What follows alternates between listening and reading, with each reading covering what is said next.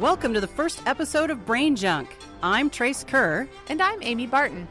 Brain Junk is where we shake up science, history, and culture in the hunt for off-the-wall, totally unbelievable but true answers to questions you never knew you wanted to know. We're going to be talking about things like, what are supernumerary teeth? Do ants pass the mirror test? We'll also be talking about why do kids in Denmark get to murder their birthday cakes? We'll be cannonballing off the question high dive every Tuesday to bring you the answers. And today we're going to bring you everything you never knew you wanted to know about animals. I stumbled upon the question of how do dinosaurs sit on their eggs without crushing them? Would you like to know the answer? I would like to know the answer. Because you know the answer is very carefully, because I work in a grade school. The real answer actually is also similar. Dr. Darla Zelenitsky and her team studied Oviraptorosaurs. You should Google that and listen to the guy say it online. These are feathered dinosaurs. We will post a link. They look like big turkeys. These things are 80 pounds, so think your average fifth grade kid, to 4,400 pounds. So think a 4,400-pound turkey, the size of a Fiat. The scientists have actually discovered nests, and they look like these terrible Thanksgiving wreaths made out of potatoes, the eggs. But that's how they did it. So they would make these donut shapes. So the smaller the dinosaur, the smaller the ring of eggs. Of course. And they're all these little potato-shaped eggs. And if there's little enough to sit and not break them, there was no hole in the donut. But you see these bigger and bigger, anywhere from a 16-inch diameter in the middle for a dinosaur to sit in, up to 11 feet wide. So an 11-foot wide ring of eggs where they sat in the middle of it. So that's a big turkey dinosaur bird. Okay, so they have the eggs and they're sitting on them like a chicken would sit on them, kind of tucking them all up underneath, or they were around them. The bird is in the middle. So imagine laying a hula hoop on the ground or a wreath sitting in the middle of it. Oh. So they must have been cozied up close enough that they would stay warm. I'm thinking of my chickens now. I don't let them hatch the eggs because we're monsters and we eat them. But they, will lay down in the dust and put their wings kind of out around them, almost like a lady with an umbrella. So maybe they were... And tail feathers. Okay. Yeah, they're floofing up and then covering all those eggs with the floof. That's that makes technical. Sense. And the eggs are kind of potato-shaped, and so they sort of fan out around it. And the egg size was interesting to me. The largest eggs could be 20 inches long and 15 pounds. So think 3-month-old baby with its legs tucked up. I'm just thinking giant omelet. That's all I'm thinking. Yeah. You would need a really big skillet for that. But I was trying to think of a thing that's 15 inches long and 20 pounds. And the only thing I can think of is like a baby. A short, fat baby. Yeah. Or like a 3-month-old with its legs tucked up. That's a big egg. Cradle your arms in front of you right now. That's your egg baby if you're an Oviraptorosaur. So now we know some about those dinosaurs. It's interesting. You know it's interesting because I'm telling you it is. Absolutely. If you hadn't told me, I would have been like, I don't know how I feel about that. But now I find myself interested. Tell me about your featherless chickens. When I initially saw the picture, I just have to tell you guys, stop and go look at a picture of a featherless chicken. While you talk, I'm going to look up a naked chicken. They're terrific. There's a lot of hairless animals, actually. When you start to look up, there's hairless cats and dogs. Yeah. Oh, no. They look... It looks like... You might want to sit down before you look it up. Scientist Avigdor Kahaner, he's a genetics faculty member in Rehovot. They spent 50 years. They picked chickens with fewer and fewer feathers who naturally were that way and eventually were able to breed out feathers. They do say that the bird can adapt better in hot climates, but this is a bald bird. This bird is going to get sunburned.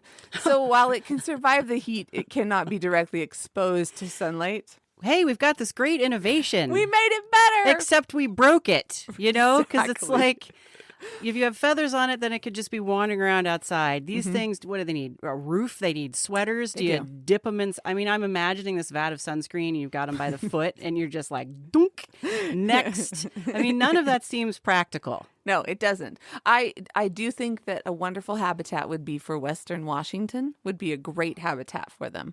But then they'd freeze. I don't know. They'd have little scarves and tiny... Come on. Is it cold over there? It's and raining all the not time. from there. Then no Are sunburn. you going to be naked and running around? I mean, The chickens are. It's fine. They're fine. God. Central Washington's got too much sun. I don't know. I'm not sure. The rainforest? Rainforest. Oh, there we go. In the Hoh rainforest, you're walking along. There's moss, there's lichen, and then naked chicken. Walks across the road. It really does look like something that stood up off your kitchen counter. Terrifying. It is. But I do like the idea of it living with the sparkly vampires in Western Washington. And I really am campaigning for a license plate that shows the sparkly vampire and holding a featherless chicken. Welcome to Washington State. Twilight hen. The next story. In a world This makes me where so lonely happy. vampires cuddle. They would be warm. They would be. They'd be cozy. That would be a really good match. It'd be like the Mexican Now- hairless dog that they use as water bottles when they're puppies. Yes. Except this is your hairless chicken.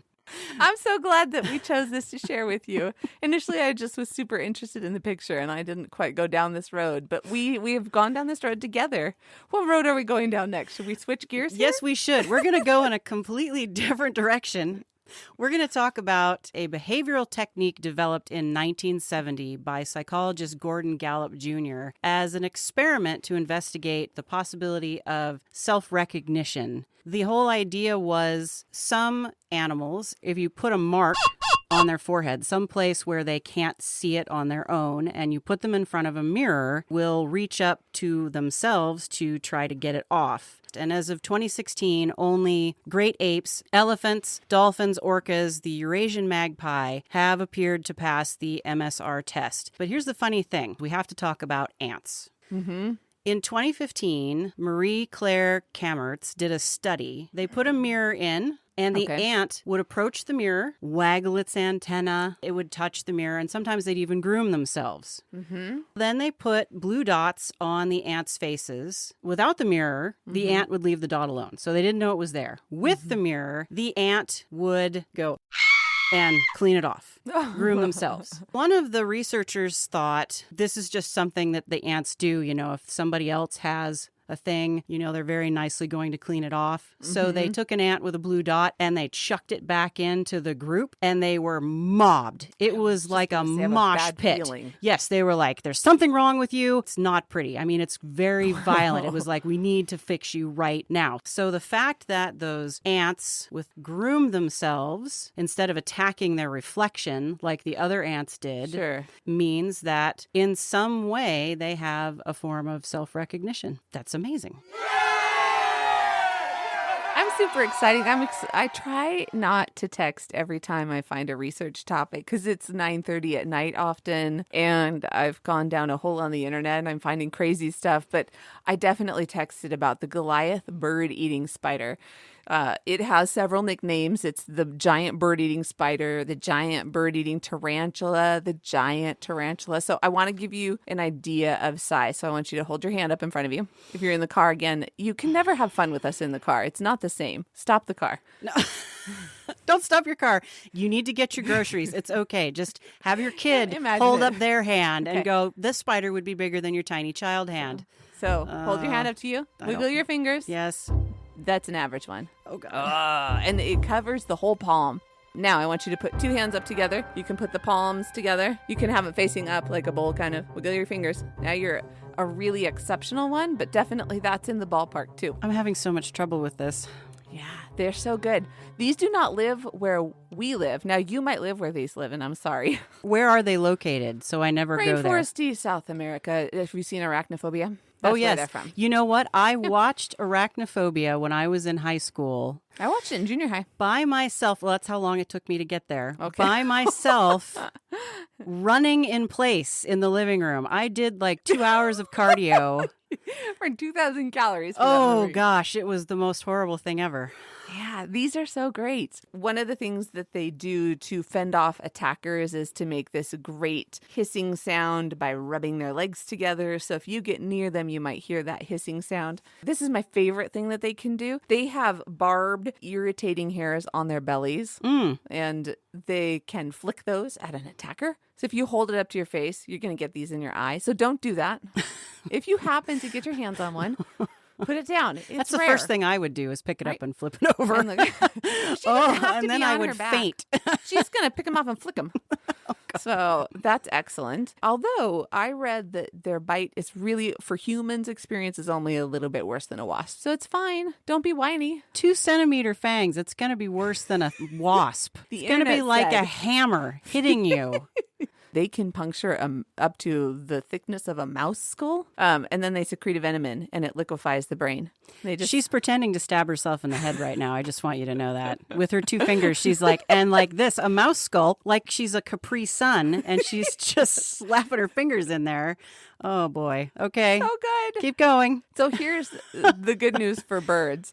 They are called the bird-eating spider, but they live in a burrow, and as you will know, a burrow is on the ground. They are the Mr. Magoo of the spider world. Even though they've got giant eyes, they don't see very well, and they are nocturnal. But the odds of them being in proximity to a bird are so, so rare. They're not going up the tree. Although if they did, here's the thing that made me want to tell you guys about these to begin with. The best thing about these things is they... I wish you guys could see Tracy's face. Someday we'll record video for this. I'm so not thrilled right now. Keep going. Oh, so good. So if this spider were ever to climb a tree and fall out of the tree, it's definitely fragile. So you don't want to smash it because they're heavy, rare. right? Yeah. Smash. It's self-saucing. That's what you texted me. It was 9:45 at night. Self-saucing spider. And I was like, I don't know where to go. Do I laugh? Do I scream? Don't send me a picture. Yeah. That's the Goliath bird-eating spider, not fire. Thank goodness there's no fire here, friends.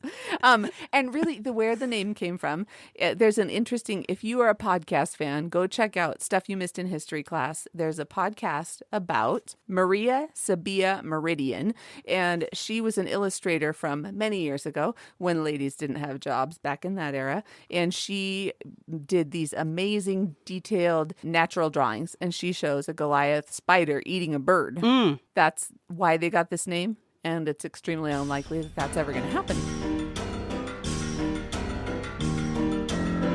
So we're going to go from spiders over to Australia, and we're going to talk about the platypus. I love the platypus. I do too. And if you don't know, a platypus is a mishmash mammal. It's looks like a beaver. It has webbed feet, kind of like a duck. It has a soft beak like a duck. It's got a tail that has fur on it, but it slowly loses the fur and grows it back, but it's kind of like a beaver tail. And then the males have these poisonous spurs on the inner ankle of their hind leg, which is almost like Spider-Man, where they can wha-cha and flick their wrists open. I'm more envisioning heel clicking.